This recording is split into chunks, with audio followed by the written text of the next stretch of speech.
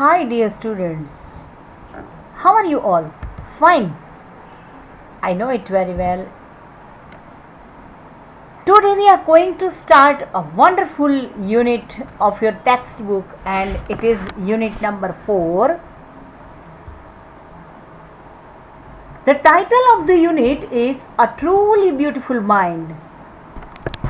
आपने beautiful face के बारे में सुना होगा, कोई ब्यूटीफुल फ्लावर के बारे में सुना होगा, लेकिन आज हम ब्यूटीफुल माइंड के बारे में बात करना चाहते हैं. बिफोर यू रीड, वो do you think of when you here the word genius? जब भी आप जीनियस वर्ड को सुनते हो तो आप किसको याद करते हो? Who is a genius? What qualities do you think a genius has? आपको क्या लगता है कि जीनियस में कौन सी क्वालिटीज होती है? We shall now read about a young German civil servant who took the world by storm about 100 years ago. आज हम एक ऐसे यंग जर्मन की बात करने वाले हैं जिसने 100 years पहले वो had taken the world by storm. In the summer of 1905, the 6-year-old published in a quick succession 4 groundbreaking papers about light. You will be surprised to know that in 1905, a boy who is merely 26 years old, and he published in a quick succession 4 groundbreaking papers about light. प्रकाश के बारे में, light के बारे में उसने ground breaking papers publish किए. The motion of particles, और दूसरा उसका सब्जेक्ट था द मोशन ऑफ पार्टिकल्स. तीसरी उसने कौन सी टॉपिक इंक्लूड किया था? The electrodynamics of moving bodies and energy. Only 26 years old boy, he had published a successful 4 groundbreaking papers. आपको याद रखना है उसके title. The motion of particles, particles यानी कण, पार्टिकल के बारे में हम लोग आगे भी देख चुके हैं. द इलेक्ट्रोडायनेमिक्स, आप फिजिक्स रखोगे आगे साइंस में तो इसका ये सब्जेक्ट आपको आएगा. The electrodynamics of moving bodies and energy. His work took up only a few pages in scientific journals, but changed forever our understanding of space, time and entire cosmos, and transformed the name Einstein into a synonym for genius. His work took up only a few pages in scientific journals. Science की जो journals publish होती है इसमें ये बड़ा वाला जो news आज है उसके बारे में थोड़ी सी ही कवरेज ली गई, लेकिन changed forever our understanding of space, time and the entire cosmos. But अब तक लोगों की जो अंडरस्टैंडिंग थी, समझ थी, बहुत दूर की बात नहीं है. अभी just before 100 years, in 1905, just before 100 years, अब तक जो कॉस्मोस यानी यूनिवर्स, ब्रह्मांड, स्पेस यानी अवकाश, टाइम और कॉस्मोस की हमारी समझ थी वो टोटली चेंज हो गई. And transform the name Einstein into a synonym for genius. And from that day Einstein का नाम जीनियस का सिनोनिम बन गया. Albert Einstein was born on 14 March 1879. आपको ये बर्थ डेट याद रखनी है। Albert Einstein was born on 14 March 1879 in the German city of Ulm. ये भी आपको याद रखना है। Without any indication that he was destined for greatness, ये उसकी डेस्टिनी थी। He was destined for greatness, महानता के लिए ही वो बने थे। ये पैसिव वॉइस का सेंटेंस थे। तो when was Einstein born? On 14 March 1879, where? German city of Ulm, and he was destined for greatness. On the contrary, his mother thought Albert was a freak. Freak word ऐसे use किया जाता है कि जो person, जो आदमी दूसरों से अलग है। ये राइट साइड पर आपको मीनिंग भी दिया गया है। A word used disapprovingly to talk about a person who is unusual and doesn't behave, look or think like others. जो आदमी दूसरों की तरह नहीं बिहेव करता, दूसरों की तरह वो दिखता नहीं है और दूसरों के जैसा नहीं है, ऐसे आदमी के लिए कौन सा वर्ड यूज किया जाता है? फ्रिक। हम लोग आज जिसे जीनियस, सुपर जीनियस की तरह याद करते हैं, जिसने ब्रह्मांड की, स्पेस की हमारी पूरी मान्यता को बदल दी, जिसने 26 इयर्स ओल्ड की एज से पूरी दुनिया को हिला देने वाले इन्वेस्टिगेशंस किए, इन्वेंशंस किए ब्रह्मांड के बारे में, इस आदमी को जब वो बच्चा था, छोटा था, तब अपनी माँ उसे क्या मानती थी कि he was a freak, he is not a normal boy. At the age of 2.5, just like a small child kid, Einstein still wasn't talking. 2.5 years old हो गए, 2.5 साल का बच्चा बोलता नहीं था। When he finally did learn to speak, he uttered everything twice. Einstein did not know what to do with other children, and playmates called him brother boring. जब वो finally, when he learned to speak, बोलने का जब वो सीखे, he uttered everything twice. सभी बात उसने दो बार बोलते थे। He uttered everything twice. Einstein did not know what to do with other children. लेकिन उसके playmates, उसके friends, other children का क्या करना? Because they called him brother boring. His friends called him brother boring. पूरी दुनिया जिसे आज जीनियस कहते हैं, उसकी माँ उसे फ्रिक मानती थी और उसके सब फ्रेंड्स और बच्चे उसे ब्रदर बोरिंग बोल रहे थे कि ये तो पूरा बोरिंग फ्रेंड है।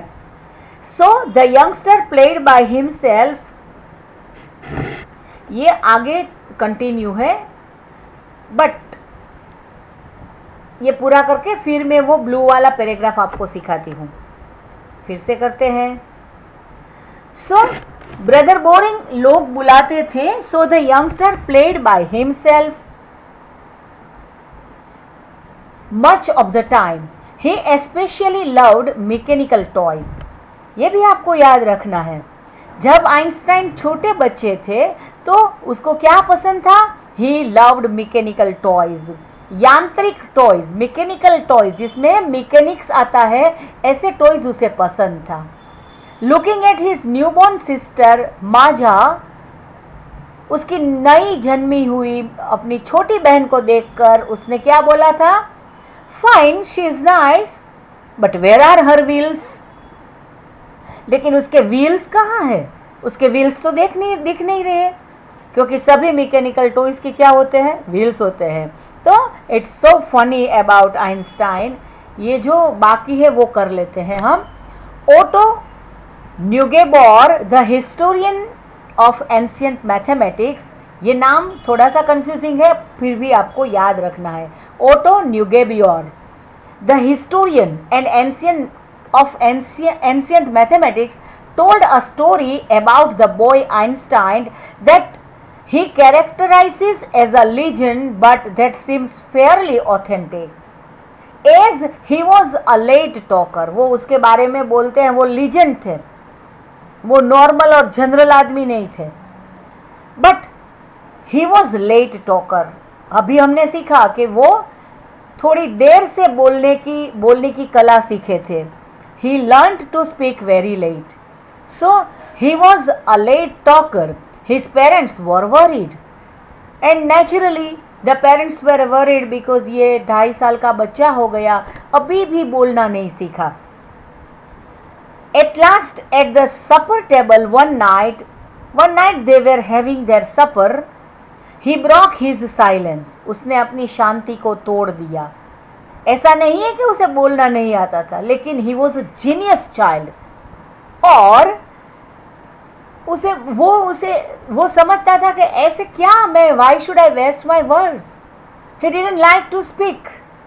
But one night it happened. Everyone believed that this child does not know how to talk. He does not know how to speak, and parents were worried. But at last, when they were having their supper, अपने supper table पे सब लोग family बैठे थे, the soup is too hot. He broke the silence and he spoke his first sentence. And which was his first sentence? The soup is too hot. ये soup तो ज़्यादा hot है. Greatly relieved, his parents asked why he had never said a word before. आज से पहले क्या तुम एक भी वर्ड क्यों नहीं बोले? Albert replied, because up to now everything was in order. To be in order, it means सब कुछ ठीक होना. हाँ, मुझे बोलने की ज़रूरत ही नहीं पड़ी, सब कुछ ठीक था, लेकिन आज सूप थोड़ा ज़्यादा हॉट था, इसलिए मुझे बोलना पड़ा. Everything was quite order, so I didn't speak. What do we learn from this incident? हम लोग पूरे दिन ये बक बक बक बक करते हैं ना, बट जीनियस पीपल ऐसे अपने वर्ड्स को वेस्ट नहीं करते हैं फ्रेंड्स. ये हमें बहुत ही इम्पोर्टेंट थिंग अल्बर्ट आइंस्टाइन के चाइल्डहुड से सीखने को मिलती है. जब तक सब कुछ ठीक है, बोलने की ज़रूरत नहीं है, तो क्यों बोलूँ मैं? आज सूप हॉट था तो आज मैंने बोल लिया. ये हमने कर लिया है. सेकंड पैराग्राफ पूरा हो गया. अब हम थर्ड पैराग्राफ में आते हैं. A headmaster once told his father that what Einstein chose as a profession wouldn't matter because he will never make a success at anything. You will be surprised to read this. आपको पूरा आश्चर्य होगा. ये genius जिसका brain अभी भी लोगों ने, साइंटिस्ट ने संभाल के रखा है, आपको पता होगा. After the death of Einstein उसका ब्रेन निकाला गया है और लेबोरेटरी में एक्सपेरिमेंट के लिए रखा गया है कि इसके माइंड में, उसका मगज है, माइंड है, इसमें क्या ऐसा डिफरेंस है कि आइंस्टाइन वो सो जीनियस लोगों का माइंड कैसा होता है, इसकी स्टडी करने के लिए ये माइंड को प्रिजर्व करके रखा गया है. इसी आदमी के टीचर ने उसके लिए क्या कमेंट की थी, देखो. A headmaster once told his father that what Einstein chose as a profession wouldn't matter. हाँ भाई, आइंस्टाइन कोई भी प्रोफेशन यानी व्यवसाय, कोई भी प्रोफेशन पसंद कर लेता है. Okay, it won't matter. इसमें कोई ज़्यादा फेरफार नहीं होगा, कोई तकलीफ नहीं. Okay, because he will never make a success at anything. कोई भी व्यवसाय, कोई भी प्रोफेशन वो पसंद कर ले, एक भी व्यवसाय में उसको सफलता मिलने वाली नहीं है. He is not going to be successful in any profession. कोई भी प्रोफेशन ले ले, he is not going to be a success he is not going to be a successful person. ये मुझे बिल्कुल ही अच्छा नहीं लगा. Really, a teacher should not say like this. He will never make a success at anything. ऐसा किसी भी child के लिए नहीं बोलना चाहिए. Einstein began learning to play the violin at the age of 6. Because his mother wanted him to, he later became a gifted amateur violinist, maintaining this skill through out his life. Amateur, यहाँ पे right side में उसका meaning भी दिया गया है। Amateur it means doing something for professional enjoyment rather than as a profession. Personal enjoyment के लिए जब भी हम कोई भी आर्ट डेवलप करते हैं उसे हम एमेच्योर कहते हैं। इसका कोई प्रोफेशनल यूज नहीं है, जो सिर्फ स्वांतः सुखाय, अपने आप को खुश करने के लिए जस्ट लेजरली वो वायोलिन बजाते थे। फिर से देखते हैं, violin is a very difficult instrument, बहुत ही टफ है, लोग नहीं ऐसे बजा सकते। अगर हम भी सीखना शुरू करते हैं तो पता नहीं हम लोग उसे बजा सके या नहीं, और कितने साल में हम ठीक से वायलिन पे कंट्रोल कर सकते। लेकिन हमारा आइंस्टाइन तो जीनियस था। At the age of 6, only at the age of 6, not at the age of 6 but only at the age of 6 he began learning to play the violin. Why? उसने violin क्यों सीखा? Because his mother wanted him to, और उसकी माँ चाहती थी कि वो म्यूजिक सीखे, वायोलिन सीखे। ही लेटर बिकम गिफ्टेड एमेच्योर वायोलिनिस्ट। वायोलिनिस्ट એટલે अ पर्सन वो प्लेड वायोलिन, वायोलिन बजाने वाला। गिफ्टेड एमेच्योर वायोलिनिस्ट, बहुत ही गॉड का ब्लेसिंग्स मिला है जिसको ऐसा एमेच्योर वायोलिनिस्ट बने। Maintaining this skill through out his life, और उसकी पूरी लाइफ उसने ये स्किल मेंटेन की। मैं भूल गई हूँ कि गूगल में उसके फोटोग्राफ्स हैं जिसमें आइंस्टाइन वायलिन बजा रहे हैं। वो डाउनलोड करके अगर आपको मैं दिखाती तो आपको अच्छा लगता, लेकिन I have forgotten to download the image, so you can do the same thing. Einstein playing violin, ऐसे इमेजेस बहुत हैं। आगे बढ़ते हैं। But Albert Einstein was not a bad pupil. दो टीचर ने तो ऐसा बोला है कि वो तो कहीं भी सफलता नहीं मिलेगी उसको, but Albert Einstein was not a bad प्यूपिल, वो बुरा बच्चा नहीं था। He went to high school in Munich where Einstein's family had moved when he was 15 months old and scored good marks in almost every subject. Munich में Einstein high school में गए, where Einstein's family had moved when he was 15 months old. जब वो 15 months old था तब भी वो Munich में शिफ्ट हो गए थे, और वहाँ स्कूल में he scored good marks in almost every subject. Every के बाद सिंगुलर आता है, ये आपको याद रखना है। एवरी सब्जेक्ट्स नहीं बोलते हैं, every subject. Einstein hated the school regimentation.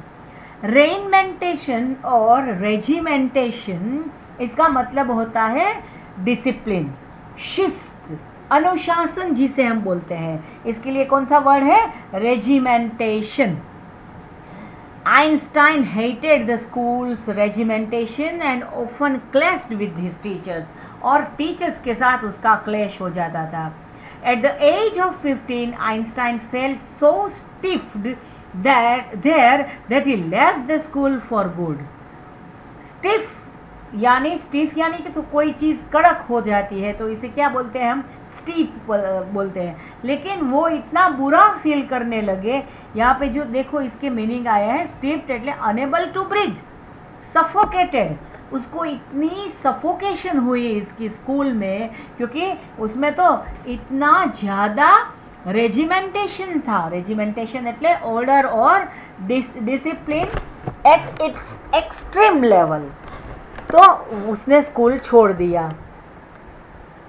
The previous year, Albert's parents had moved to Milan and left their son with relatives.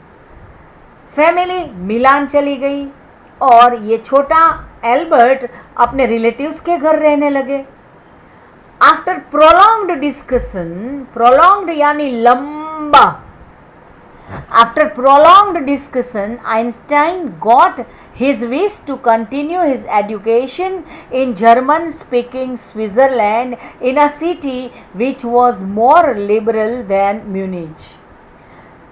Long discussion के बाद Einstein got his wish to continue his education in German speaking Switzerland. Switzerland का एक part है जो German speaking है, उस part में education को कंटिन्यू करने की विश उसकी पूरी हो गई, which was more liberal than Munich. वो म्यूनिच की जो स्कूल थी उससे लिबरल थी. लिबरल यानी थोड़ी सी willing to understand and respect others opinion, थोड़ी सी लिबर्टी थी उसमें.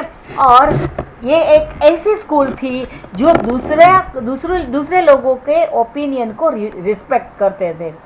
That's why he selected that school. Which school did he select in Switzerland? In German speaking Switzerland. Einstein was highly gifted in mathematics and interested in physics, and after finishing school he decided to study at university in Zurich. Einstein was highly gifted in mathematics. Mathematics में उसको God gifted person थे. And interested in physics, और उसका interest area कौन सा था? Physics.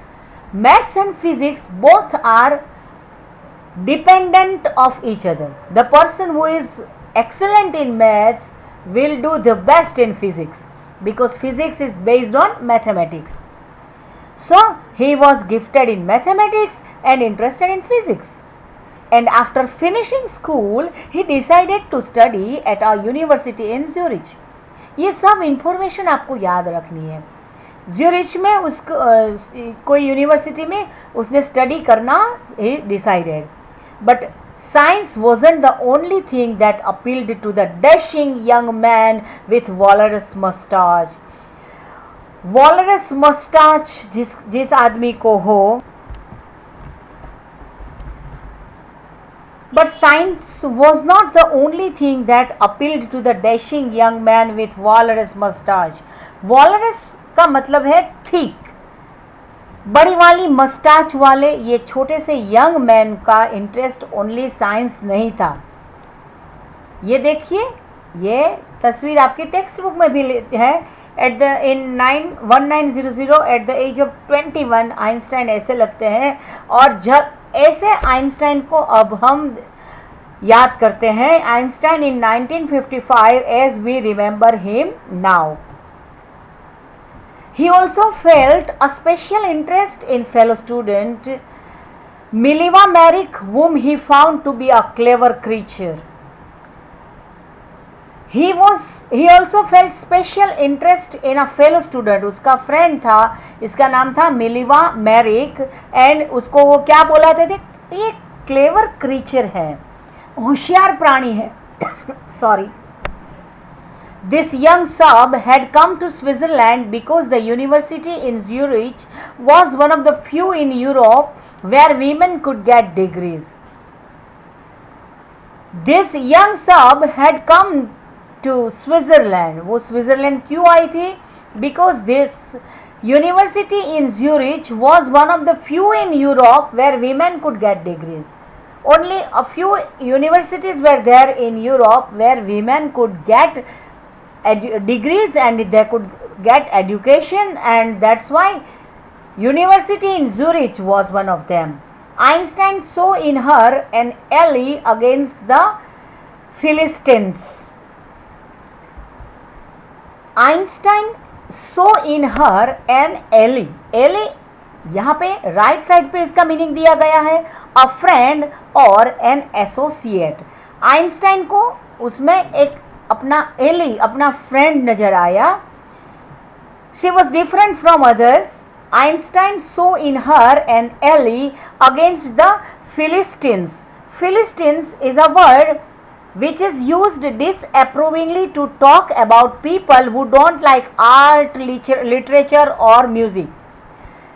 फिलिस्टीन्स it means एक ऐसा पर्सन जिसमें कला में इंटरेस्ट नहीं है, लिटरेचर यानी साहित्य में इंटरेस्ट नहीं है और म्यूजिक में इंटरेस्ट नहीं है. लेकिन हमारे आइंस्टाइन को तो ये तीनों चीज़ों में इंटरेस्ट था. मैथमेटिक्स एंड फिजिक्स जिसमें वो मास्टर थे, लेकिन उसके शौक, उसके रस, उसके इंटरेस्ट के तीन सब्जेक्ट थे, art, literature and music. And that's why ये फ्रेंड मिलीवा मैरिक जिसको वो क्लेवर क्रीचर बता रहे थे, उसमें उसको अपना फ्रेंड नजर आया, क्योंकि she was against the philistines, those people in his family and at the university with whom he was constantly at odds. The couple fell in love. Both of them fell in love. Letters survive in which they put their affection into words, mixing science with tenderness. They both fell in love and they exchanged their feelings through what letters. How happy and proud I shall be when we both have brought out work on relativity and victorious conclusion.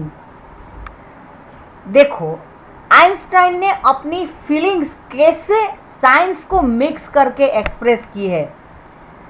मैं कितना खुश होऊंगा, मैं I would be very happy and proud if I shall be when we both have brought our work on relativity to a victorious conclusion. ये relativity जिसको हम सापेक्षवाद बोलते हैं, इसका विक्टोरियस कंक्लूजन, उसका कंक्लूजन हम साथ में अगर निकाले तो मैं कितना खुश होऊंगा, मैं कितना प्राउड फील करूंगा। It will give me lots of happiness. It means he proposed Mileva Maric. Mileva Maric को इसी तरह उसने प्रपोज किया। मिलीवा मेरिक के बारे में थोड़ी सी इंफॉर्मेशन ले लिए। She was a clever creature for Einstein and she had come to Switzerland because it was one of the universities which gave degrees to women also. Women को भी डिग्रीज देने वाली एक ही यूनिवर्सिटी थी, that's why she had come there. Einstein liked her and